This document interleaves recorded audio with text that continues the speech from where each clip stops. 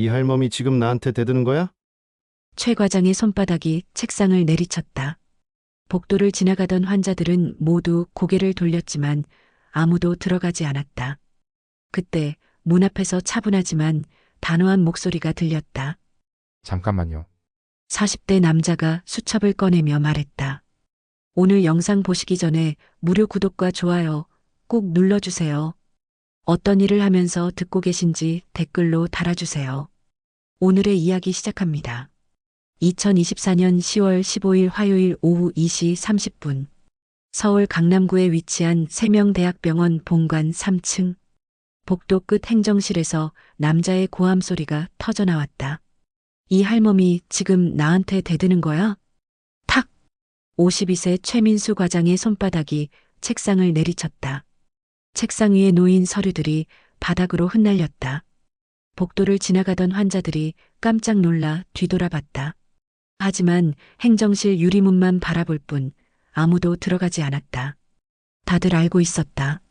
최 과장을 건드리면 병원 생활이 불편해진다는 것을. 행정실 안에서 65세 박순자 씨가 앞치마를 움켜쥐며 고개를 숙였다. 그녀의 손이 떨리고 있었다. 허리 디스크 때문에 서 있는 것조차 고통스러웠지만 무릎을 꿇을 수는 없었다. 손주들 학원비를 벌어야 했으니까. 과장님, 제가 말씀드린 건 그게 아니라. 그게 아니긴 뭐가 아니야. 최 과장이 의자를 박차고 일어섰다. 15년간 이 병원 행정실을 장악한 그는 작은 왕이었다. 원장도 함부로 못 건드는 실세. 그는 청소 노동자부터 말단 간호사까지 모두를 소나기에 쥐고 있었다. 네가 뭔데 근무 시간 단축해달라고 해? 여기가 놀이터야? 그게 제 허리가 너무 아파서요.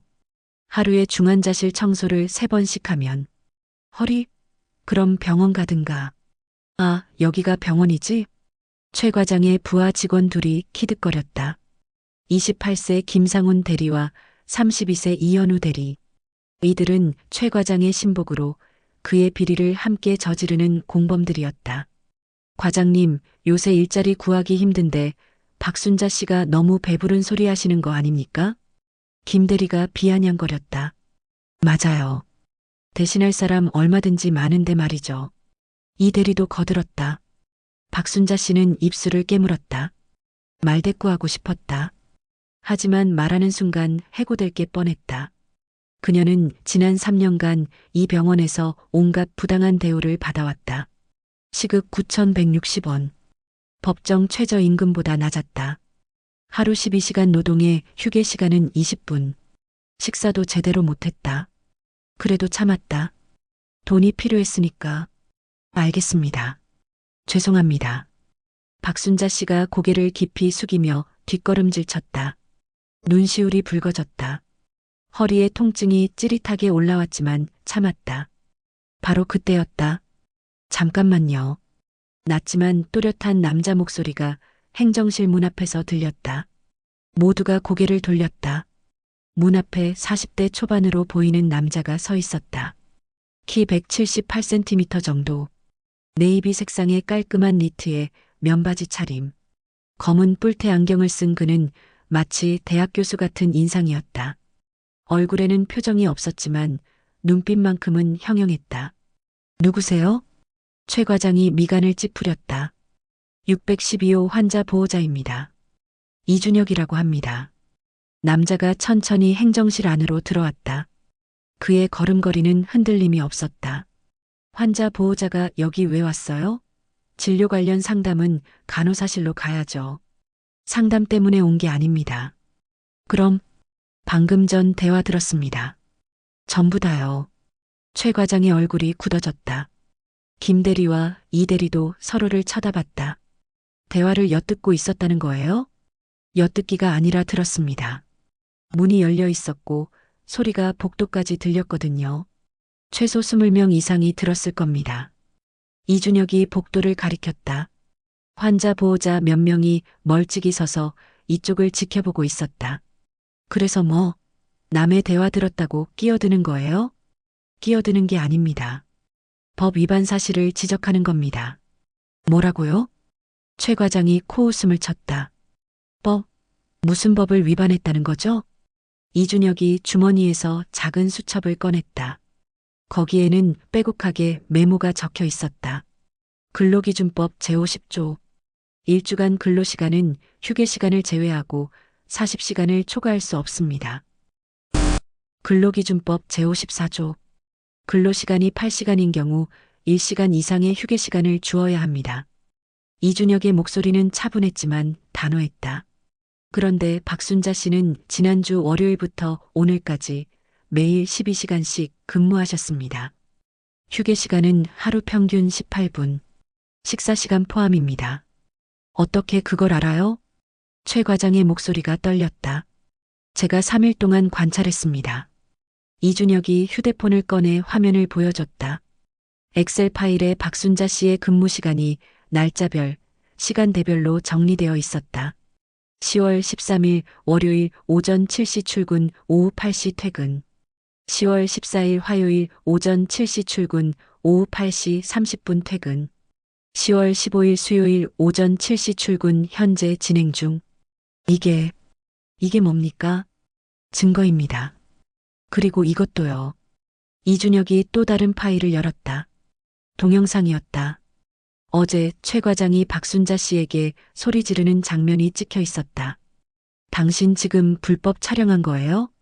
김 대리가 소리쳤다. 불법이 아닙니다.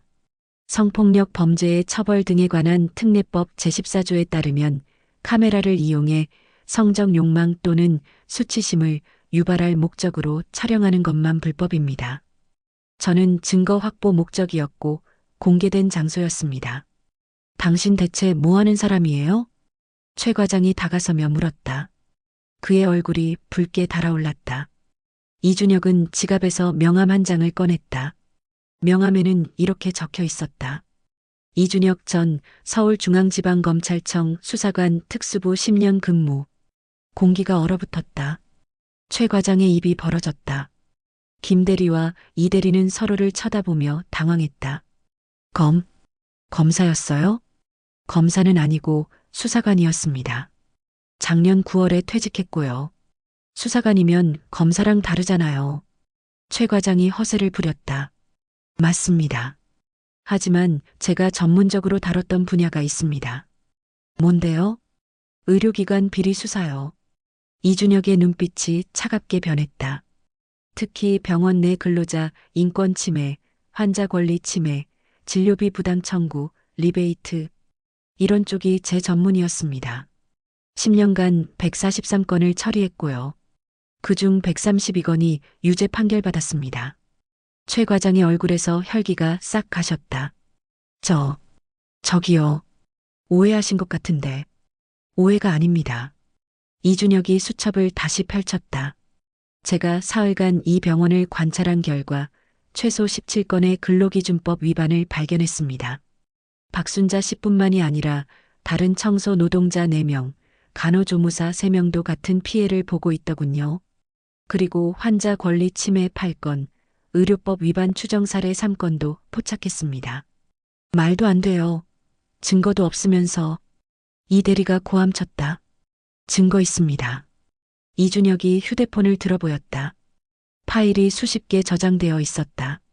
사진 127장, 동영상 19개, 녹음 파일 31개. 전부 법적으로 유효한 증거들입니다.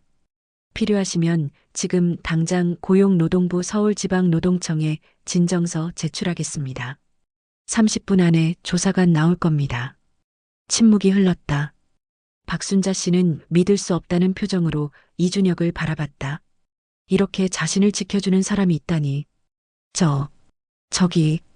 박순자 씨가 떨리는 목소리로 말했다. 괜찮습니다, 할머니. 더 이상 참으실 필요 없습니다. 이준혁이 부드럽게 말했다. 그리고 다시 최 과장을 쳐다봤다. 선택하세요. 첫째, 지금 당장 박순자 씨와 다른 노동자들의 근무 환경을 개선하고 밀린 임금을 지급하시든지. 둘째, 제가 고용노동부에 신고하든지. 셋째, 언론에 제보하든지. 이 사람이 진짜. 최 과장이 주먹을 쥐었다.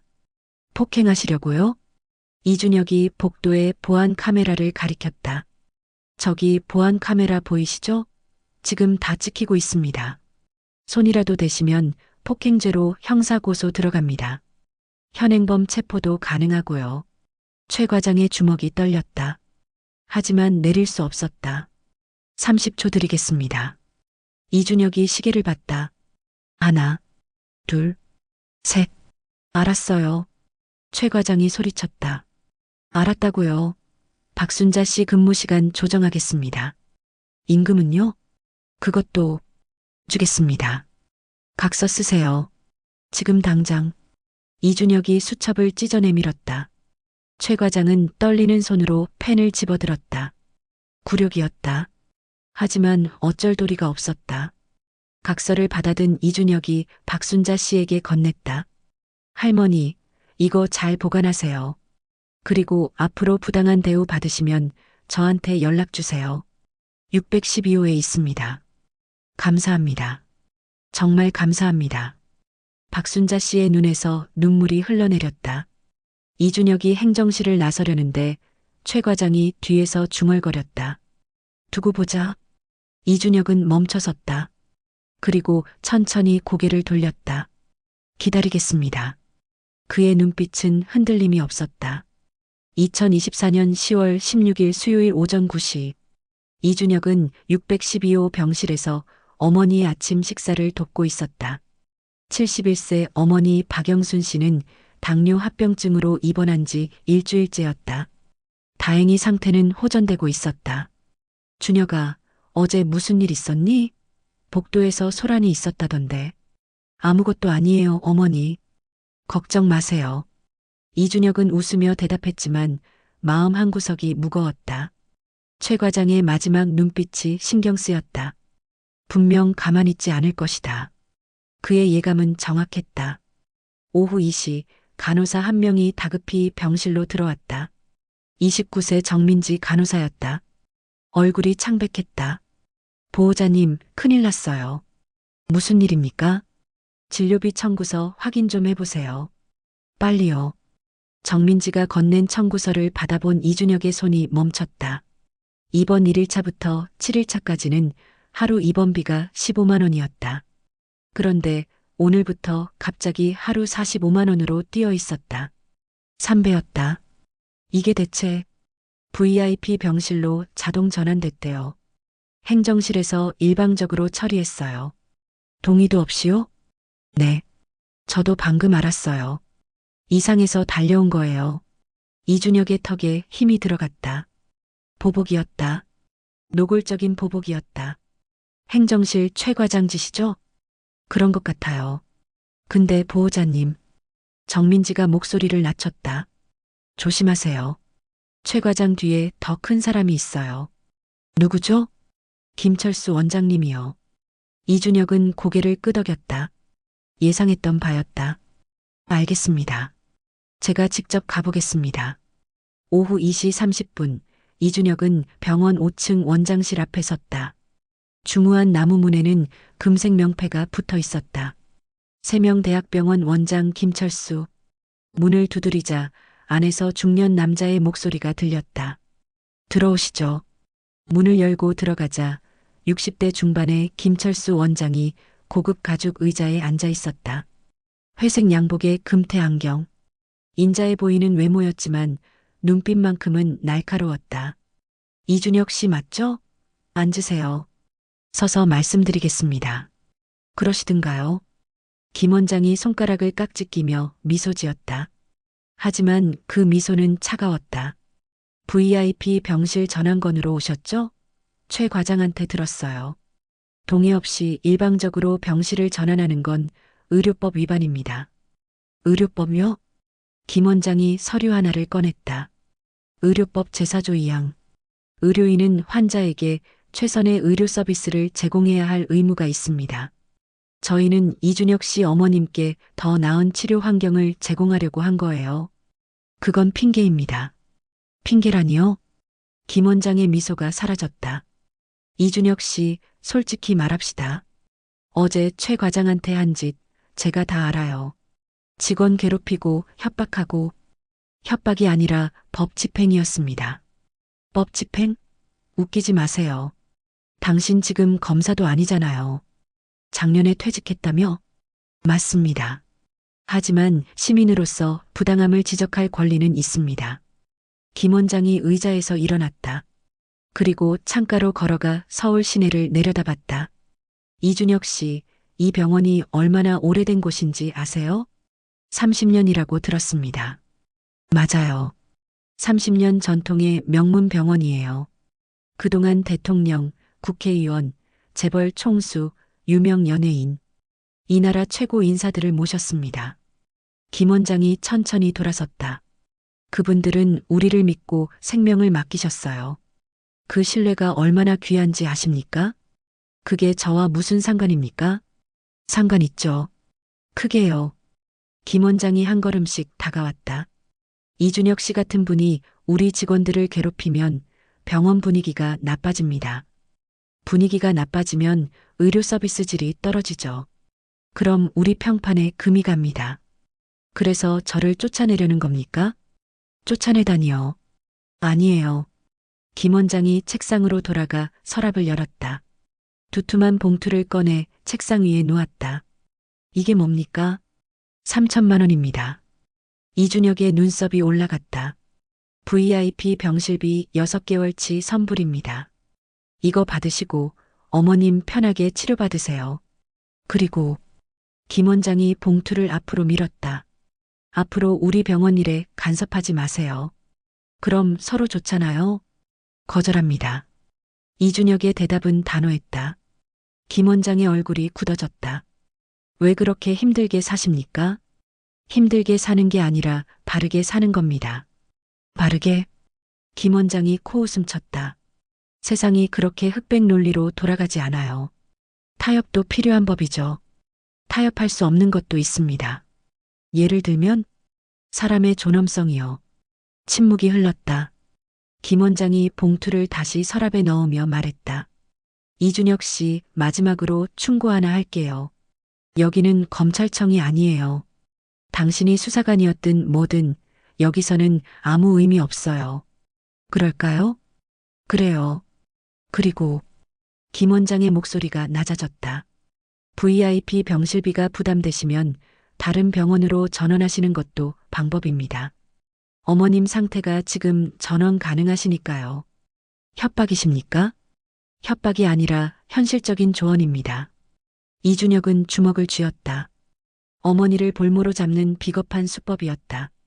하지만 지금 당장 전원하기에는 어머니 상태가 불안정했다. 당뇨 수치가 아직 안정되지 않았고 합병증 위험도 있었다.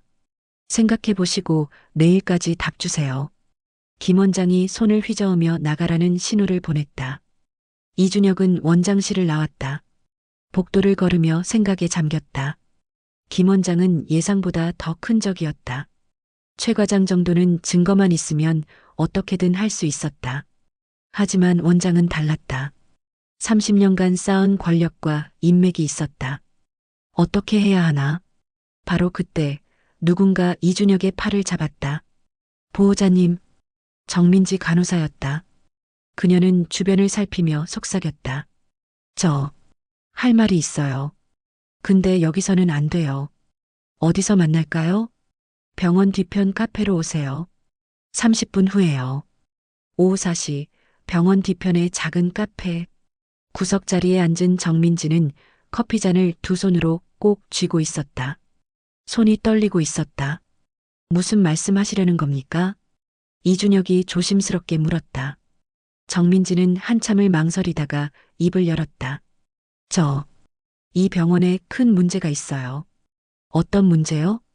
김 원장님이 환자들한테 리베이트를 받고 있어요. 이준혁의 눈빛이 날카로워졌다. 확실합니까? 네. 제가 직접 봤어요. 정민지의 목소리가 떨렸다. VIP 환자들이 수술받을 때마다 원장님 개인 계좌로 돈이 들어와요. 건당 최소 500만 원에서 2천만 원까지요. 증거가 있습니까? 있어요. 정민지가 가방에서 작은 USB를 꺼냈다. 3년 동안 몰래 기록했어요. 진료 기록, 입금 내역, 녹음 파일. 전부 다요. 왜 이제야 말씀하시는 겁니까? 무서웠어요. 정민지의 눈에 눈물이 고였다. 2년 전에 한 의사 선생님이 내부 고발하려고 했어요. 그런데 그분 의사 면허 박탈당했어요. 어떻게요? 조작된 의료 사고예요.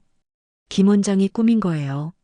환자 차트를 조작하고 거짓 증언자들을 만들어서 정민지가 흐느끼기 시작했다. 그 선생님 지금 식당에서 설거지 하세요.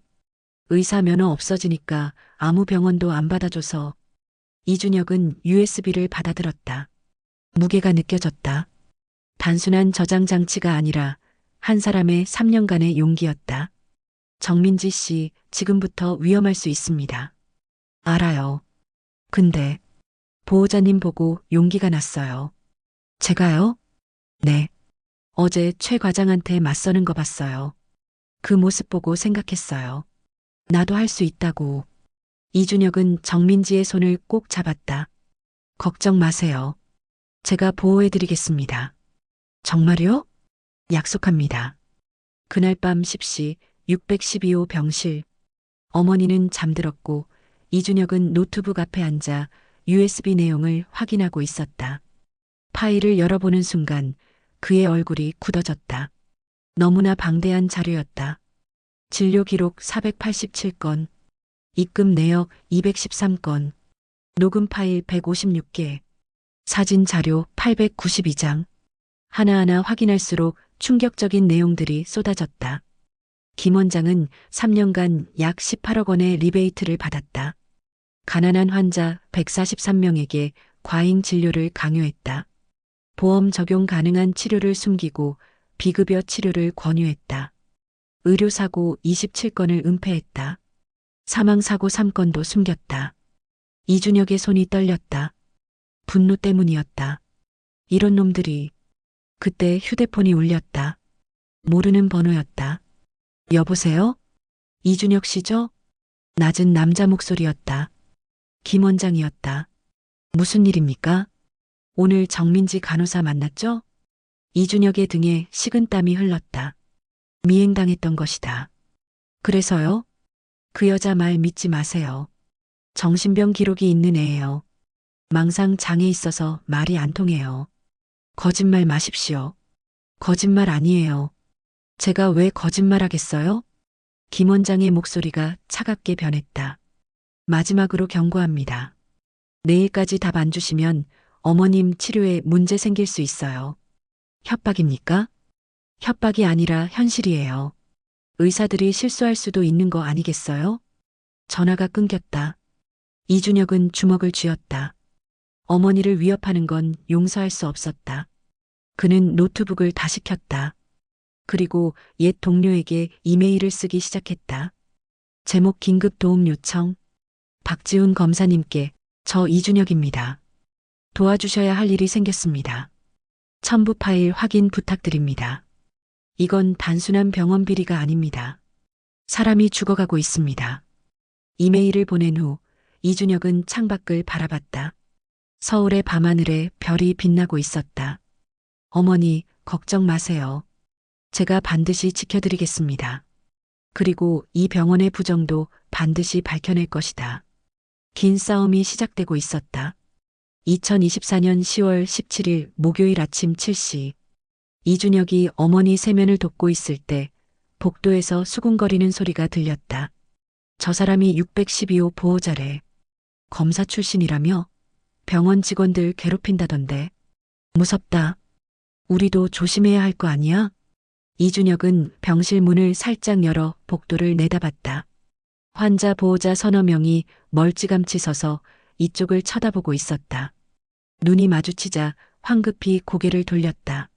무슨 일이지? 이준혁은 불길한 예감이 들었다. 휴대폰을 꺼내 병원 내부 커뮤니티에 접속했다. 입원 환자와 보호자들이 사용하는 비공개 게시판이었다. 화면을 본 순간 그의 얼굴이 굳어졌다. 제목 612호 보호자 조심하세요. 어제 우리 병원에서 큰 소란이 있었습니다.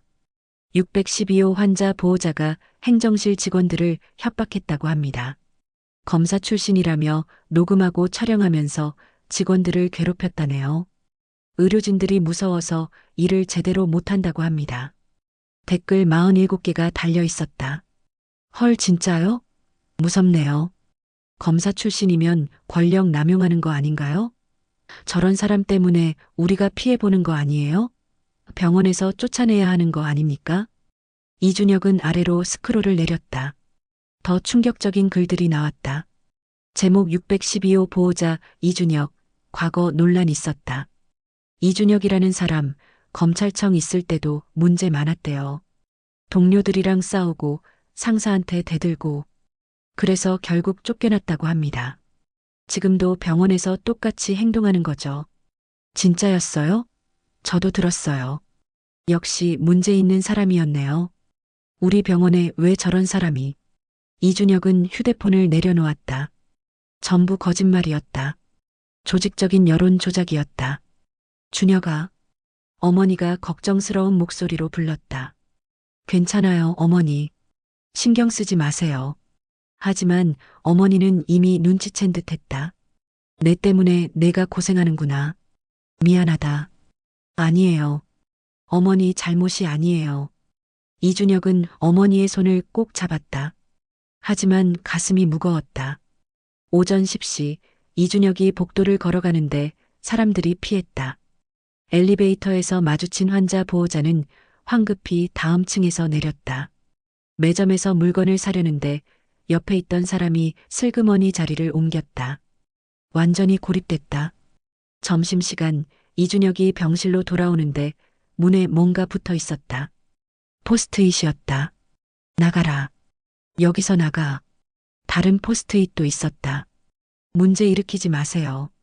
우리까지 피해봅니다. 이준혁은 포스트잇을 떼어냈다. 손이 떨렸다. 분노 때문이 아니라 서러움 때문이었다. 내가 잘못한 건가?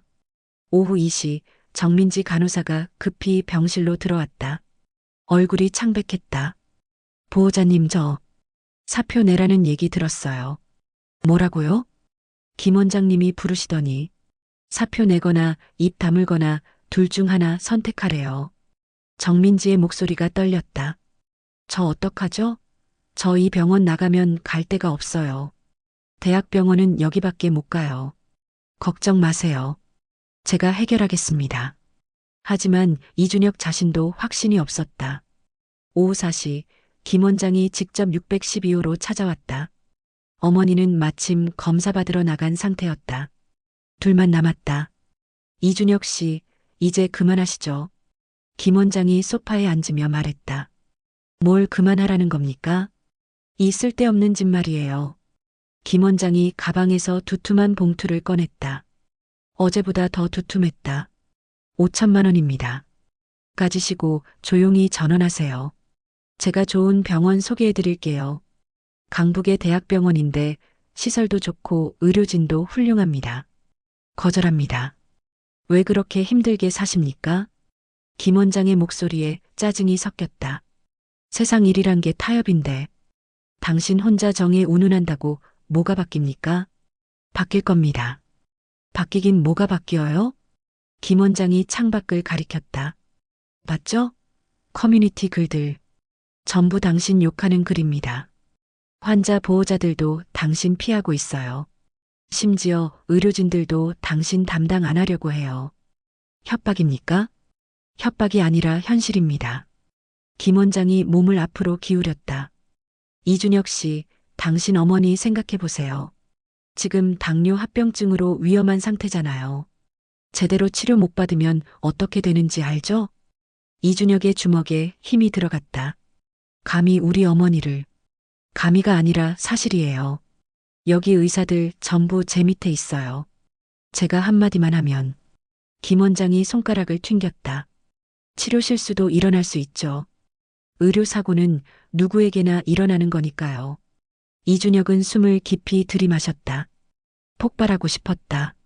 하지만 참았다. 지금 폭발하면 김 원장 뜻대로 되는 것이다. 생각해 보시고 내일까지 답 주세요. 김 원장이 일어서며 봉투를 테이블에 놓고 나갔다. 혼자 남은 이준혁은 창밖을 바라봤다. 서울 시내가 내려다 보였다. 저 많은 사람들 중에 자신의 편은 단 한 명도 없는 것 같았다. 혼자서는 안 되는 건가? 그때 병실 문이 조심스럽게 열렸다. 정민지였다. 그리고 그녀 뒤에 4명이 더 있었다. 32세 레지던트 의사 강민수, 28세 간호사 김서연, 45세 방사선사 이동욱, 39대 약사 박혜진. 보호자님, 정민지가 떨리는 목소리로 말했다. 저희 도와드릴게요. 여러분, 저도 더 이상 못 참겠어요. 강민수 의사가 앞으로 나섰다. 제 아버지도 3년 전 이 병원에서 돌아가셨어요. 과잉 진료 때문이었어요. 김 원장이 필요 없는 수술을 강요했거든요. 그의 눈에 눈물이 고였다. 저는 그때 레지던트 1년 차였어요. 아무것도 할 수 없었어요. 하지만 이제는 저도 증언하겠습니다.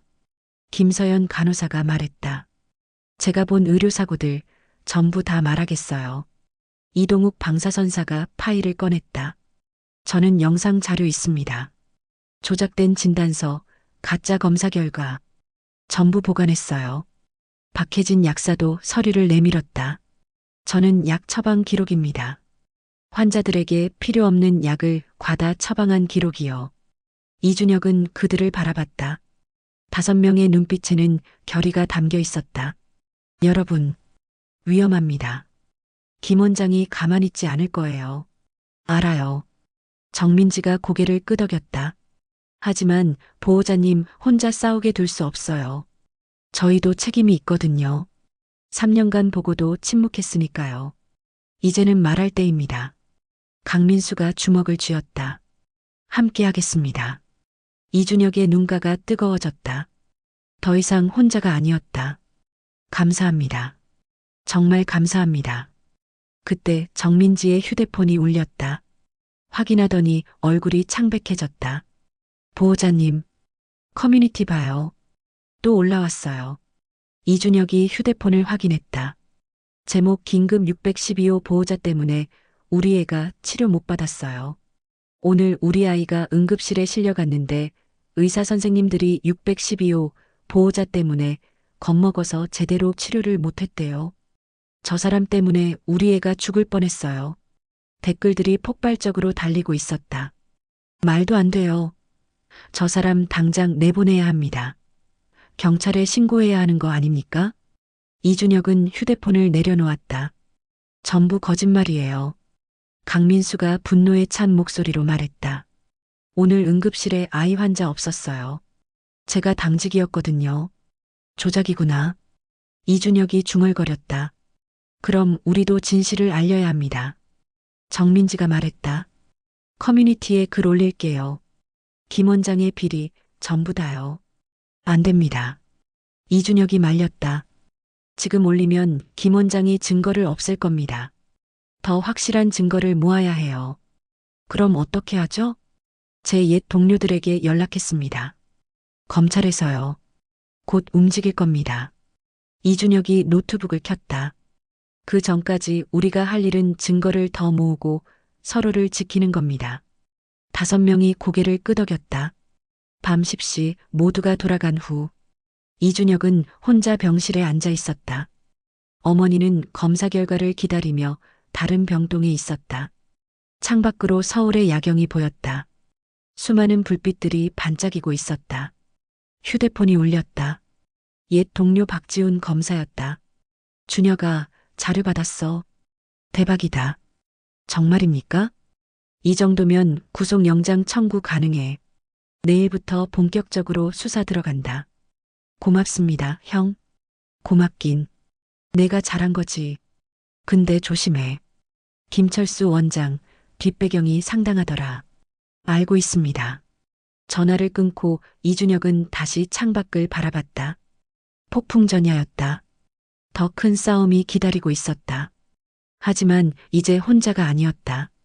함께 싸울 사람들이 있었다. 그리고 진실은 반드시 밝혀질 것이다. 이준혁은 주먹을 쥐었다. 어머니, 조금만 기다려주세요. 곧 끝날 겁니다. 2024년 10월 18일 금요일 오전 8시 30분. 세명대학병원 정문 앞에 검은색 승합차 5대가 일렬로 섰다. 차 문이 열리고 정장을 입은 수사관 20여 명이 우르르 내렸다. 맨 앞에는 서울중앙지검 형사이부 박지훈 검사가 서 있었다. 압수수색 영장 집행합니다. 협조해 주시기 바랍니다. 병원 로비가 술렁였다. 환자들과 보호자들이 놀란 표정으로 지켜봤다. 저기 검찰이래요. 무슨 일이야? 병원에 무슨 문제 있나 봐. 수사관들은 일사불란하게 움직였다.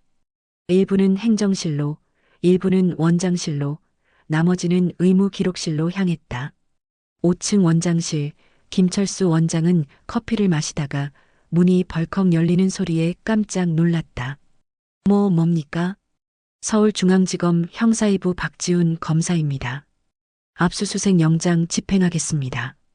박지훈 검사가 영장을 내밀었다. 김 원장의 얼굴이 하얗게 질렸다. 이게 무슨 소리입니까? 영장이 왜? 김철수 원장, 특정경제범죄 가중처벌법 위반, 의료법 위반, 업무상 배임 혐의로 수사 중입니다. 컴퓨터와 서류 전부 압수하겠습니다. 수사관 4명이 원장실로 들어와 서류를 뒤지기 시작했다. 잠깐만요. 변호사 부를 때까지. 영장에 따라 즉시 집행합니다. 김 원장은 황급히 휴대폰을 꺼냈다. 손이 떨려서 번호를 누르기도 힘들었다. 여보세요?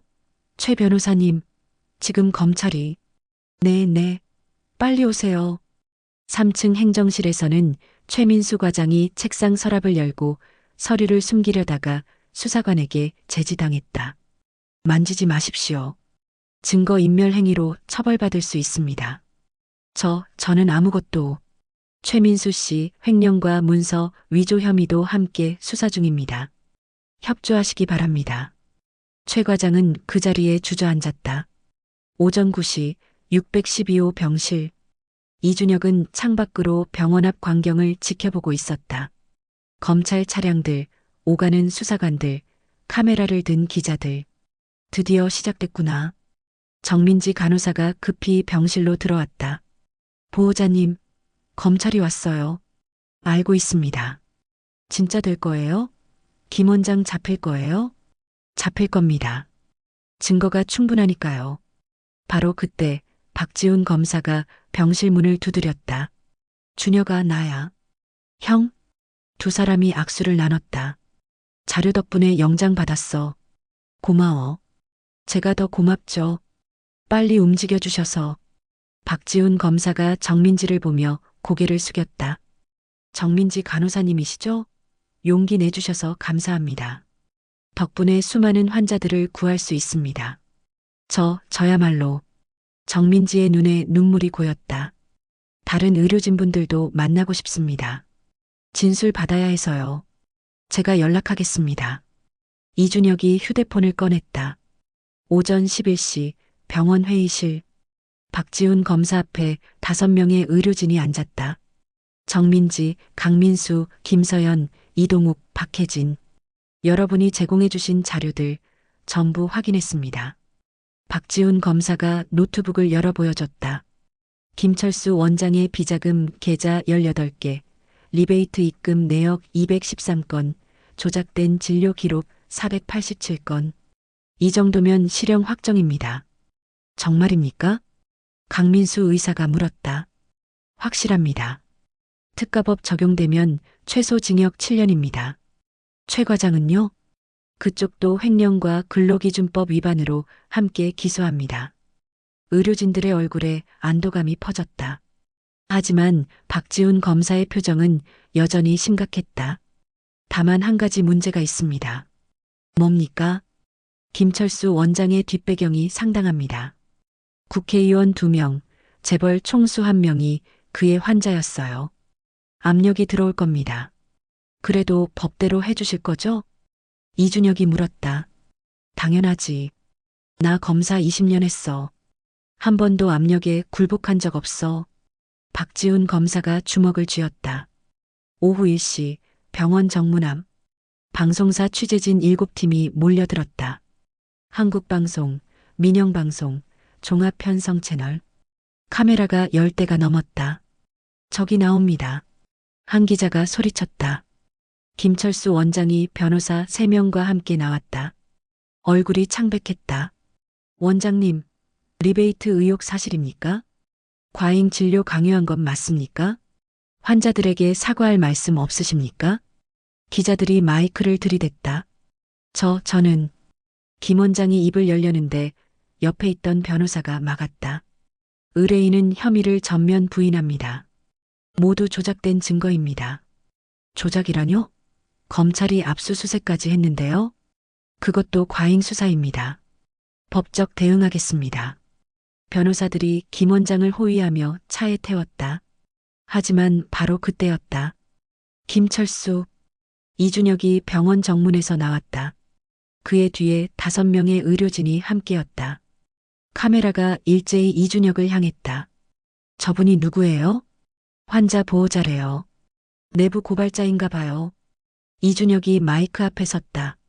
저는 612호 환자 보호자 이준혁입니다. 전직 검찰 수사관이고요. 기자들이 숨죽이며 들었다.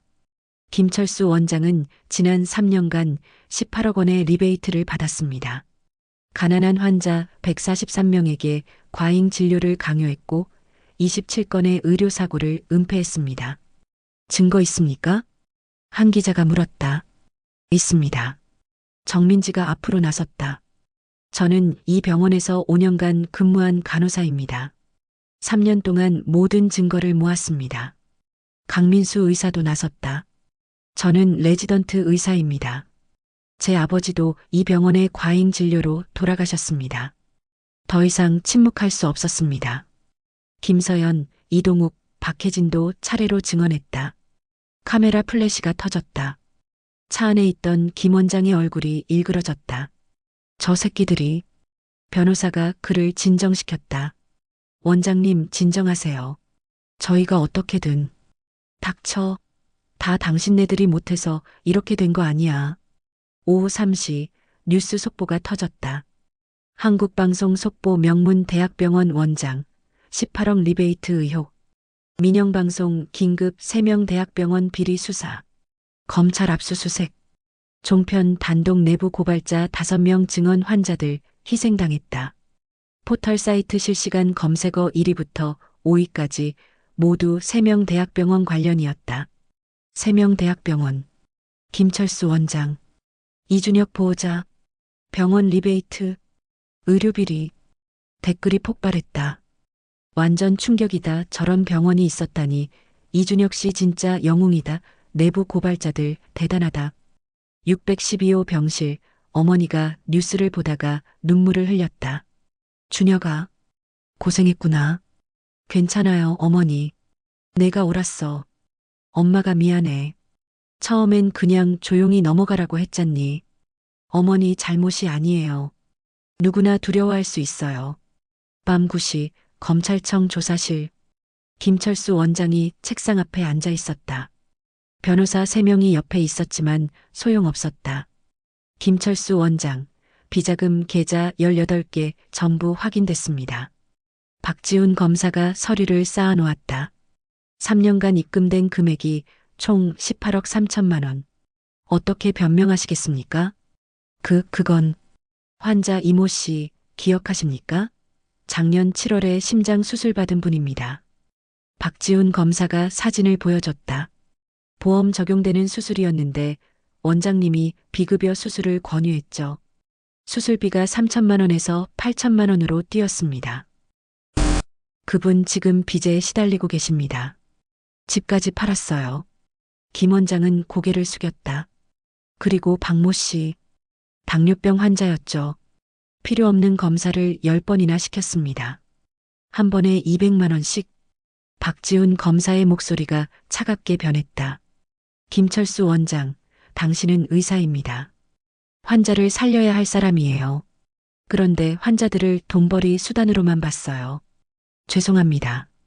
김 원장이 떨리는 목소리로 말했다. 죄송하다고 용서받을 수 있을 것 같습니까?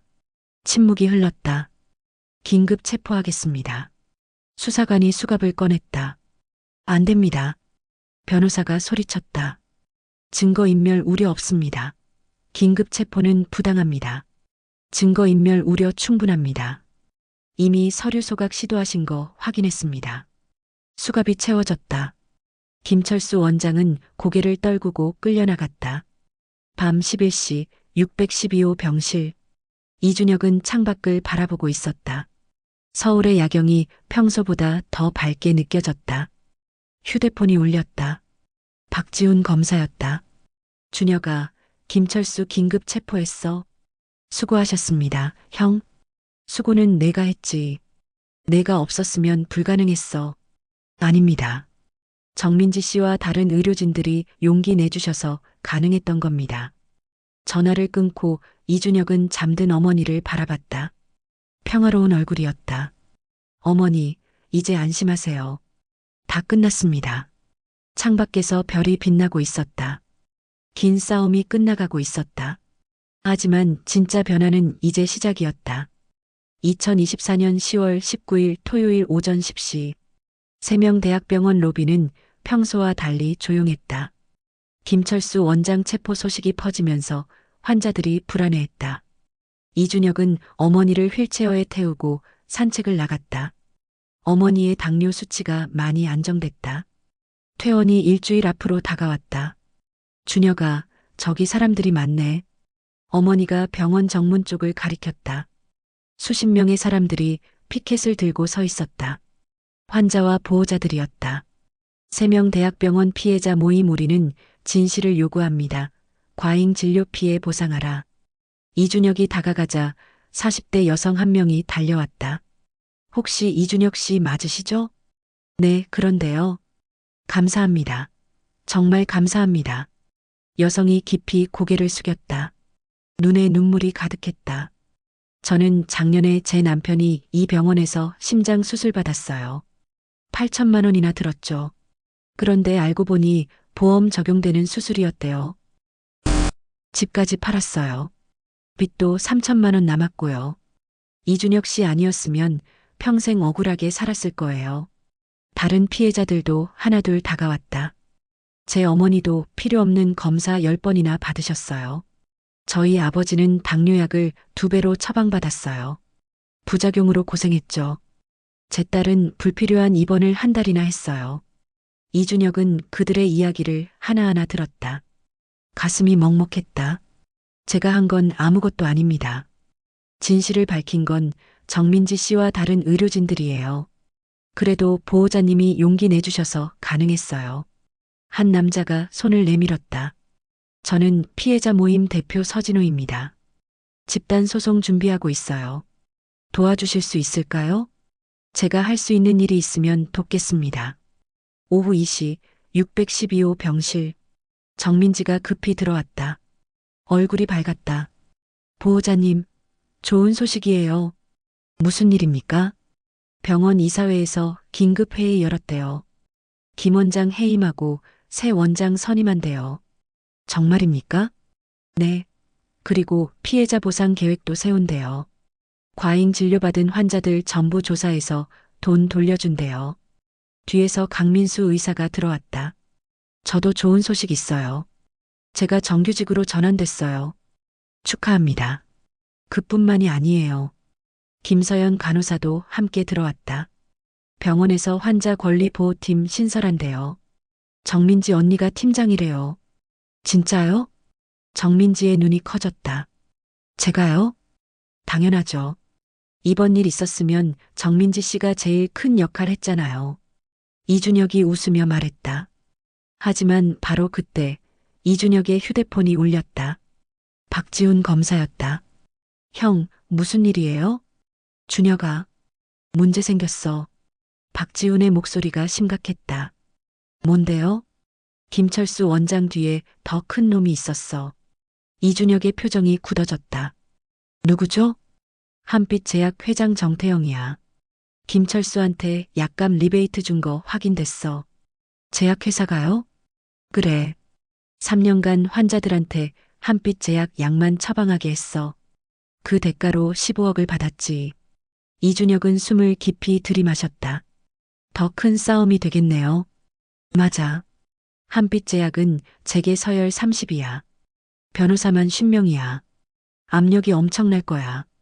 밤 8시 이준혁은 병원 옥상에 올라갔다. 서울의 야경이 펼쳐졌다. 차가운 바람이 불었다. 또 시작이구나. 발소리가 들렸다. 정민지였다. 보호자님, 여기 계셨네요. 찾았어요. 무슨 일이에요? 아니요. 그냥 고맙다고 말하고 싶었어요. 정민지가 옆에 섰다. 보호자님 아니었으면 저 평생 비겁하게 살았을 거예요. 3년간 진실 알면서도 침묵했으니까요. 아닙니다. 정민지 씨가 용기 내주셔서 가능했던 겁니다. 근데 보호자님, 또 싸우실 거죠? 네. 한빛 제약 얘기 들었어요. 간호사들 사이에서 소문났거든요. 이준혁은 아무 말도 하지 않았다. 힘들지 않으세요? 정민지가 조심스럽게 물었다. 힘들죠. 당연히요. 이준혁이 솔직하게 대답했다. 근데 그만둘 수는 없어요. 이제 제가 물러서면 정민지 씨와 다른 분들이 위험해지잖아요. 저희는 괜찮아요. 아닙니다. 제가 끝까지 책임질 겁니다. 정민지의 눈에 눈물이 고였다. 보호자님, 혼자 짊어지지 마세요. 저희도 함께 할게요. 고맙습니다. 2024년 10월 21일 월요일. 뉴스 속보가 터졌다.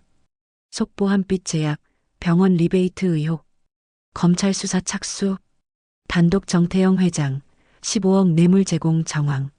포털 사이트가 또 폭발했다. 헐 제약회사까지? 얼마나 썩었길래 이준혁 씨 진짜 대단하다 근데 재벌이잖아. 이길 수 있을까? 오후 3시 정태영 회장이 기자회견을 열었다. 60대 후반의 정태영은 고급 양복을 입고 단상에 올랐다. 해당 보도는 전부 사실무근입니다. 우리 회사는 합법적으로 영업했습니다. 리베이트 증거가 있다는데요? 한 기자가 물었다. 조작입니다. 누군가 우리 회사를 음해하려는 겁니다. 누가요? 그건 수사 중이니 말할 수 없습니다. 하지만 바로 그때 회견장 뒤쪽 문이 열렸다. 이준혁이 들어왔다. 그의 뒤에 박지훈 검사와 수사관 5명이 함께였다. 정태영 회장, 박지훈 검사가 영장을 들어보였다. 긴급 체포합니다. 뭐라고요? 정태영의 얼굴이 창백해졌다. 특정경제범죄가중처벌법 위반, 약사법 위반, 뇌물공여 혐의입니다. 수갑이 채워졌다. 카메라 플래시가 터졌다. 이럴 수가. 정태영이 끌려나갔다. 밤 10시 612호 병실. 어머니가 뉴스를 보다가 이준혁의 손을 잡았다. 준혁아, 내가 자랑스럽다. 어머니, 처음엔 걱정했어. 혼자 싸우는 게 위험할까봐. 근데 이제 알겠다. 누군가는 해야 하는 일이구나. 어머니의 눈에 눈물이 고였다. 내 아버지가 살아계셨으면 얼마나 기뻐하셨을까. 아버지. 이준혁의 목소리가 떨렸다. 아버지는 10년 전 의료사고로 돌아가셨다. 오진이었다. 하지만 병원은 책임지지 않았다. 아버지 생각하면서 싸운 거지? 네. 아버지 같은 분이 더 이상 생기면 안 되니까요. 어머니가 아들을 꼭 안았다. 고생했다. 정말 고생 많았다. 이준혁의 눈에서도 눈물이 흘러내렸다. 다음 날 아침 병원 로비에 현수막이 걸렸다. 세명대학병원 새 출발 환자 중심 진료 투명한 경영. 새로 부임한 이한나 원장 53세의 직원들 앞에서 연설했다. 우리 병원이 환자들께 큰 상처를 드렸습니다. 진심으로 사과드립니다. 그녀가 깊이 고개를 숙였다. 앞으로는 달라질 것입니다. 환자가 먼저입니다. 돈이 아니라 생명입니다. 박수가 터져나왔다. 이준혁은 멀리서 그 광경을 지켜봤다. 정민지가 다가왔다. 보호자님, 저희가 해냈어요. 네. 우리가 해냈습니다. 이제 평화롭게 사실 수 있겠죠? 이준혁은 미소 지었다. 그렇게 됐으면 좋겠네요. 하지만 그의 휴대폰이 다시 울렸다. 새로운 제보였다. 제목 또 다른 병원 비리 제보합니다. 이준혁은 화면을 바라봤다. 끝이 아니구나. 정의를 위한 싸움은 계속될 것이다. 하지만 이제 혼자가 아니었다. 함께할 사람들이 있었다. 그것만으로 충분했다. 2024년 11월 15일 서울중앙지방법원 대법정. 방청석이 가득 찼다. 피해자 가족들, 언론 기자들, 시민단체 관계자들이 숨죽이며 판결을 기다렸다. 이준혁은 맨 앞줄에 앉아 있었다. 옆에는 어머니와 정민지, 강민수, 그리고 다른 의료진들이 함께였다. 피고인 김철수를 입장시키십시오. 수갑을 찬 김철수가 들어왔다. 한 달 전에 당당한 모습은 온데간데 없었다. 얼굴은 수척했고 머리는 희끗희끗했다. 재판장이 판결문을 들었다. 주문. 피고인 김철수를 징역 9년에 처한다. 추징금 18억 원을 부과한다. 방청석에서 탄식이 터져나왔다. 또한 의사 면허를 영구 박탈한다. 김철수의 다리에 힘이 풀렸다. 그는 그 자리에 주저앉았다. 피고인 최민수를 징역 5년에 처한다. 피고인 정태영을 징역 7년에 처한다. 추징금 15억 원을 부과한다. 판사가 망치를 내리쳤다. 재판을 마칩니다. 법정 밖 계단에서 기자들이 몰려들었다. 이준혁 씨, 소감 한 말씀 해주세요. 피해자분들께 어떤 말씀 전하고 싶으십니까? 이준혁이 마이크 앞에 섰다. 잠시 망설이다가 입을 열었다. 저는 특별한 사람이 아닙니다. 그냥 어머니를 지키고 싶었던 평범한 아들일 뿐입니다. 목소리가 떨렸다. 하지만 혼자서는 아무것도 할 수 없었습니다. 정민지 간호사님, 강민수 선생님, 그리고 용기 내주신 의료진 여러분. 이분들이 함께 해주셨기에 가능했습니다. 정민지가 옆으로 다가섰다. 그리고 침묵했던 피해자분들이 목소리를 내주셨기에 진실이 밝혀졌습니다. 박수가 터져나왔다. 마지막으로 이준혁이 카메라를 똑바로 바라봤다. 여러분, 불의를 보시거든 침묵하지 마세요. 작은 용기가 세상을 바꿉니다. 제가 증명했습니다. 기자회견을 마치고 이준혁은 어머니와 함께 병원으로 돌아왔다. 오후 2시 612호 병실. 어머니가 짐을 정리하고 있었다. 오늘이 퇴원하는 날이었다. 준혁아, 다 챙겼니? 네, 어머니. 이제 집에 가요. 그래. 우리 집. 어머니가 창밖을 바라보며 미소 지었다. 똑똑. 문을 두드리는 소리가 들렸다. 정민지와 의료진들이 꽃다발을 들고 들어왔다. 어머님, 퇴원 축하드려요. 아이고, 고맙습니다. 건강하세요. 그리고 정민지가 봉투 하나를 건넸다. 이게 뭐예요? 병원에서 드리는 겁니다. VIP 병실비 차액 전액 환불이요. 어머, 이렇게까지. 당연한 겁니다. 그동안 죄송했어요. 강민수 의사도 나섰다. 이준혁 씨, 저희가 감사패 준비했어요. 나무로 만든 감사패였다. 거기에는 이렇게 새겨져 있었다. 정의를 실천한 용기 있는 시민 이준혁님께 세명대학병원 의료진 일동. 이준혁의 눈가가 뜨거워졌다. 고맙습니다. 정말 고맙습니다. 오후 4시 병원 정문.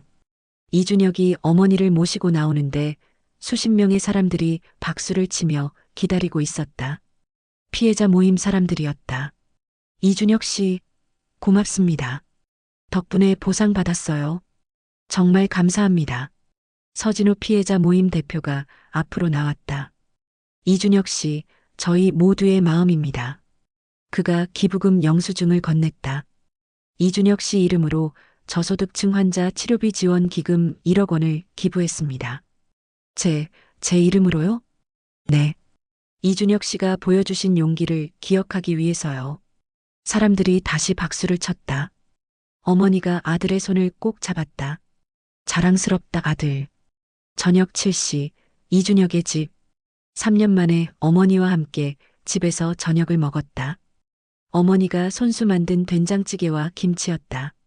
역시 어머니 음식이 최고예요. 그래, 많이 먹어라. 한 달 동안 병원 밥만 먹어서 얼마나 힘들었니? 괜찮았어요. 거짓말. 내 얼굴 보면 알아. 어머니가 밥을 한 숟가락 더 퍼주었다. 식사를 마치고 설거지를 하는데 어머니가 조심스럽게 물었다. 준혁아, 너 앞으로 뭐 할 거니? 아직 모르겠어요. 천천히 생각하려고요. 검사 수사관 다시 할 생각은 없어? 글쎄요. 아직은. 그때 휴대폰이 울렸다. 낯선 번호였다. 여보세요? 이준혁 씨죠? 저는 보건복지부 차관 김성우입니다. 이준혁이 깜짝 놀라 자세를 바로 했다. 차관님께서 왜? 이번 세명 대학병원 사건 정말 대단했습니다. 덕분에 의료계가 변할 수 있는 계기가 됐어요. 감사합니다. 그래서 말인데요. 저희 복지부에서 의료비리 감시단을 신설하려고 합니다. 이준혁 씨가 단장을 맡아주실 수 없을까요? 저요? 네. 이준혁 씨 같은 분이 필요합니다. 경험도 있으시고 무엇보다 정의감이 투철하시잖아요. 이준혁은 잠시 망설였다. 시간을 좀 주시겠습니까? 물론입니다. 천천히 생각해 보세요. 전화를 끊고 이준혁은 어머니를 바라봤다. 어머니, 어떻게 생각하세요? 어머니가 미소 지었다. 내가 하고 싶은 대로 해라. 엄마는 뭘 하든 응원한다. 하지만 위험할 수도. 괜찮아. 내가 옳은 일하는 거 알잖니. 그것만으로 충분해. 2024년 12월 1일 보건복지부 청사. 이준혁이 새 사무실에 들어섰다. 문패에는 이렇게 적혀 있었다. 의료비리 감시단 단장 이준혁. 정민지가 커피를 들고 들어왔다. 단장님, 커피 드릴게요. 정민지 씨도 여기 오셨어요? 네. 제가 부단장이 됐어요. 병원 그만두고 여기서 일하기로 했어요. 고마워요. 함께 해줘서. 당연하죠. 이제 우리 팀이잖아요. 강민수도 고문으로 합류했다.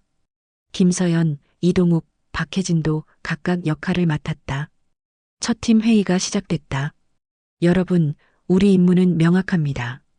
이준혁이 화이트보드에 적었다. 1. 의료비리 적발이. 환자 권리 보호 3. 투명한 의료 문화 정착. 쉽지 않을 겁니다. 기득권의 저항이 거셀 거예요. 괜찮습니다. 정민지가 말했다. 우리 함께잖아요. 맞아요. 두렵지 않아요. 강민수도 거들었다. 2025년 4월 15일 6개월 후 한국방송 9시 뉴스 메인이었다. 의료비리 감시단 출범 4개월 만에 대형 병원 세곳 비리 적발. 환자 권리 보호 시스템 전국 확대. 이준혁 단장, 대한민국 정의상 수상. 시상식장, 이준혁이 상패를 받으며 소감을 말했다. 이 상은 제 것이 아닙니다. 용기 내주신 모든 분들의 것입니다. 박수가 쏟아졌다. 정민지 부단장, 강민수 고문, 그리고 함께하는 모든 팀원들. 이분들이 진짜 영웅입니다. 관객석에 앉은 어머니가 눈물을 훔쳤다. 시상식이 끝나고 이준혁은 옥상으로 올라갔다. 서울의 야경이 펼쳐졌다. 예전에 612호 병실에서 보던 그 야경이었다. 발소리가 들렸다. 정민지였다. 단장님, 여기 계셨네요. 야경 보고 있었어요. 예전 생각나세요? 병원에서? 네. 많이요. 이준혁이 미소 지었다.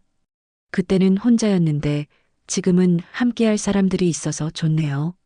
저도요. 단장님 덕분에 제 인생이 바뀌었어요. 아니에요. 정민지 씨가 용기 내주셔서 가능했던 거예요. 둘은 잠시 침묵하며 야경을 바라봤다. 단장님. 네. 다음 사건은 뭐예요? 정민지가 물었다. 병원 불법 장기 이식 의혹입니다. 내일부터 조사 들어가요. 또 힘든 싸움이겠네요. 그렇죠. 하지만 이준혁이 정민지를 바라봤다. 우리 함께잖아요. 맞아요. 우리 함께요. 두 사람은 미소를 나눴다. 밤하늘에 별이 빛나고 있었다. 한 사람의 작은 용기가 세상을 바꿨다. 그리고 그 용기는 이제 여러 사람의 것이 됐다. 정의를 위한 싸움은 계속될 것이다. 하지만 이제 혼자가 아니다. 함께하는 사람들이 있다. 그것만으로 충분하다. 여러분, 오늘 이야기 어떠셨나요? 여러분의 생각을 댓글에 달아주세요. 그리고 구독과 좋아요, 알림 꼭 부탁드립니다. 더 많은 이야기를 전달드리기 위해 꼭 필요합니다. 여러분의 관심이 저에게 큰 힘이 됩니다.